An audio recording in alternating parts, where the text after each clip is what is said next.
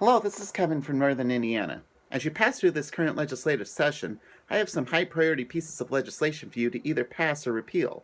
Together, these ideas will help increase our freedom and bring more jobs into our state.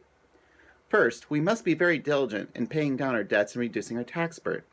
According to the Mercatus Center, Indiana ranks well below average 38th on fiscal policy due to a high tax burden and government debt. This debt is in the form of long-term public debt for private purposes, and tax burden is mainly at the local level.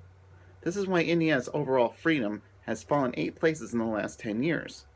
We must be more diligent to pay off our debts and become more fiscally free. I applaud Governor Pence for pushing a tax cut in 2013 and 2014, but we must do more. The State Data Lab made Indiana a sinkhole state, stating that Indiana is $3 billion short of being able to pay off its bills. We must take this $1,600 per person burden off of taxpayers and get our debts paid off. Second, we must reduce occupational licensing in the healthcare industry. Even though Indiana does rank very highly in regulatory freedom with light zoning laws and few licensed occupations, it does heavily regulate the healthcare industry. Our caretakers already have heavy burdens having to care for patients. The least we could do is relieve some of this burden. I would recommend that independent practices by dental hygienists and nurse practitioners be legalized, and that nurse practitioners and physician's assistants be allowed full prescription authority.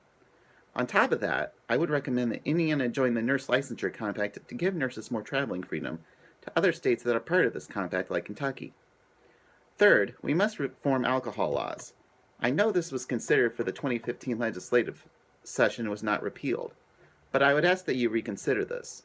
A ban on Sunday alcohol sales restricts alcohol freedom and gives alcohol retailers one less day that they can sell their product. Indiana has also lost $10 to $12 million in revenue every year because of this ban. We must also allow cold beer sales in supermarkets and convenience stores. This restriction is too strict and gives unfair privileges to liquor stores. Do not allow the liquor lobbyists to restrict our freedoms in this area. It is not the government's job to pick winners and losers. Repealing these laws will boost Indiana's personal freedom. Fourth, we must repeal certain restrictions on gambling. If we truly want to make Indiana freer, we must allow people to do with their money what they want, as long as it harms no one else. Gambling in many ways is a foolish activity, but people should be allowed to do it. We need to legalize internet gambling and social gambling. Opponents of these forms of gambling blow the potential consequences way out of proportion. People do it anyway without much harm to anyone except themselves. Fifth, no tax increases and no more borrowing. Hoosiers already pay a high tax burden. Raising the gas tax to bring more money for roads will only make things worse. I understand that Indiana must take care of its roads. As Governor Pence has stated, if you're the crossroads of America, you'd better have the roads to back it up. However, raising taxes isn't the way to take care of what we've got. More borrowing won't work either. We've worked hard to pay off the debts we've had, and adding to it makes us look worse. Better stewardship of our resources is a better idea. Eliminate waste and bureaucracy at INDOT as well as throughout the rest of state government.